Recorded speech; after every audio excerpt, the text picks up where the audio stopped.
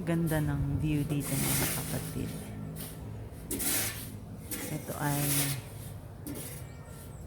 dito ako sa Amadeo ngayon kasi naglinis ako dito sa ano ng aso nila.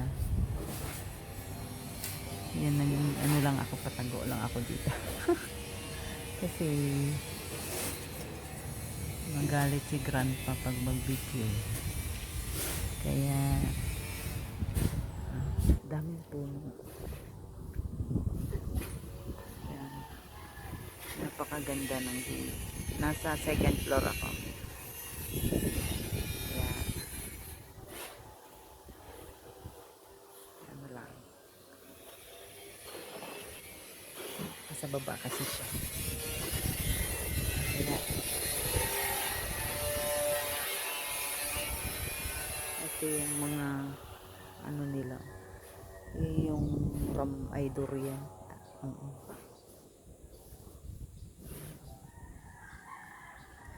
Napakainit.